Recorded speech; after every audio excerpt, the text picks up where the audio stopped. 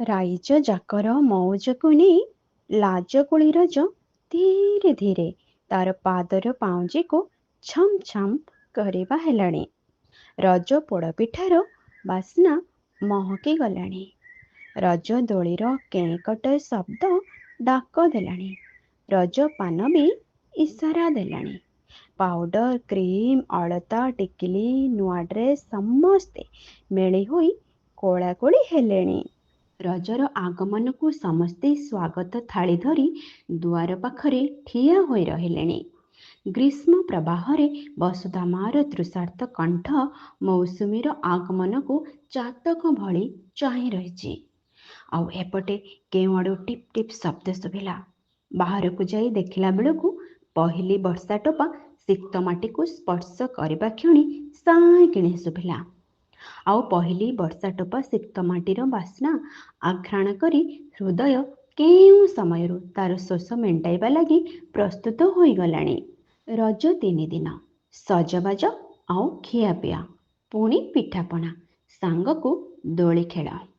ବାଉଁଶ ଝୁଲୁଣିକୁ ଲମ୍ବା ପେଞ୍ଚ, ଯିଏ ମାରିଦେବ ସେଠି ତାର ଭାଉ କହିଲେ ନ ସରେ। ଆଉ ଯେଉଁମାନେ ଲମ୍ବା ପେଞ୍ଚ ନ ମାରିପାରନ୍ତି ସେମାନେ ତାଙ୍କୁ ଭାରି ସମ୍ମାନ ଦିଅନ୍ତି। ରଜପାନ ବି ହାତ ଠାରି ଡାକ ଦେଲାଣି, ତାକୁ ଟିକେ ଚୁମ୍ବନ ଦେବା ଲାଗି। କେତେ ଯେ ସୁକୁମାରୀ କୁଆଁରୀ ଝିଅ ସଜବାଜ ହୋଇ ଲାଜର ଗହଣା ପିନ୍ଧି ଲାଜେଇ ଫୁଲେଇ ହେଲେଣି। ରଜରେ ପାଗଟା ବି ନିଜକୁ ବଦଳେଇ ଦେଲାଣି। କାରଣ ରଜରେ ପାଗଟା ବି ନିଜକୁ ସଜେଇ ହୋଇ ଲାଜରେ ଭିଜି ଗଲାଣି।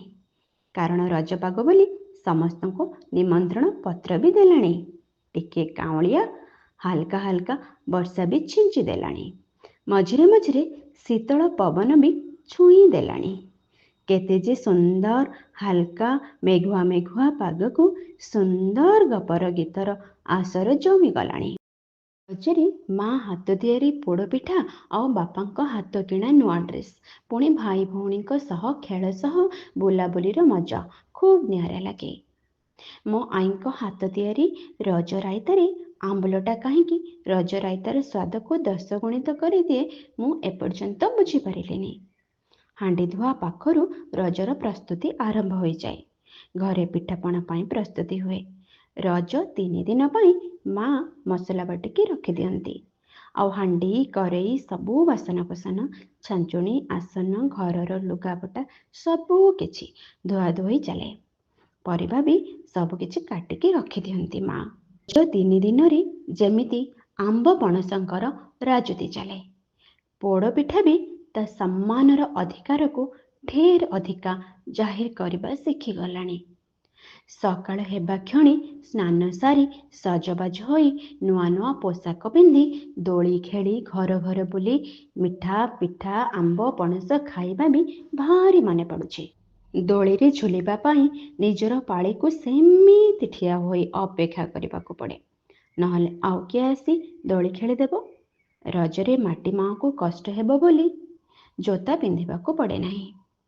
ଆଉ ଭାରି ଭଲ ଲାଗେ ସେ ସଜେଇଥିବା ପାଦକୁ ଦେଖିବାକୁ। ପାଦରେ ଅଳତା ଆଉ ନଖରେ ନେଲ୍ ପଲିସ୍ ବି ନିଜ ନିଜ ଜାଗାରେ ଫୁଲେଇ ହୋଇ ନିଜ ନିଜ ଆଡ଼କୁ ଆକର୍ଷିତ କରନ୍ତି ତାଙ୍କୁ ଟିକେ ଦେଖିବାକୁ। ସୁନ୍ଦରା ତୋଟା ପାଖ ପୋଖରୀ କୂଳର କଇଁଆ ଗଛରେ ବି ଖୁସିରେ ତା ଗୋଡ଼ ତଳେ ଲାଗୁନି। କାରଣ ପ୍ରତିବର୍ଷ ଭଳି ଏ ବର୍ଷ ରଜରେ ତା ଡାଳରେ ବାଉଁଶ ଝୁଲଣ ଲାଗିବ।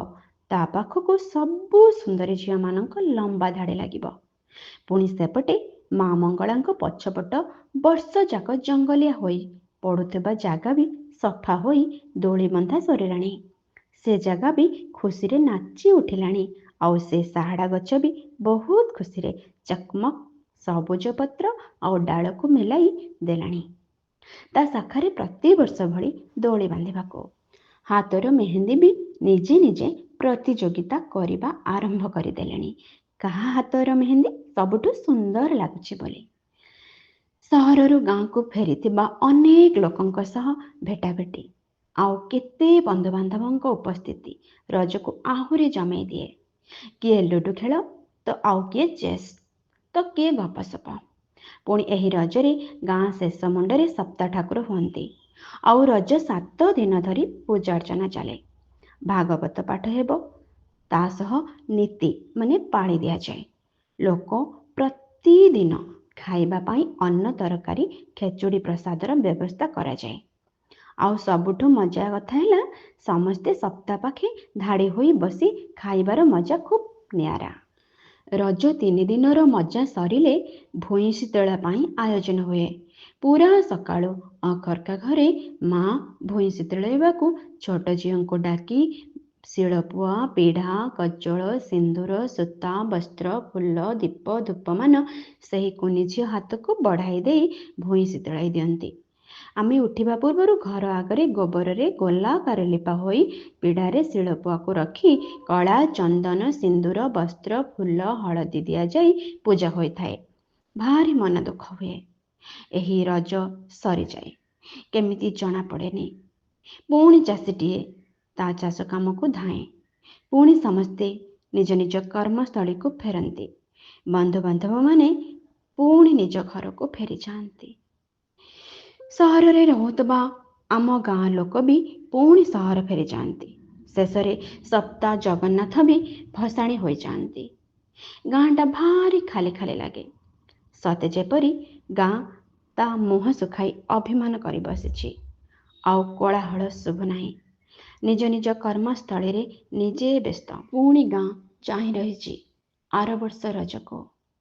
ଆଉ ଗୋଟେ ବର୍ଷ ଅପେକ୍ଷାରେ।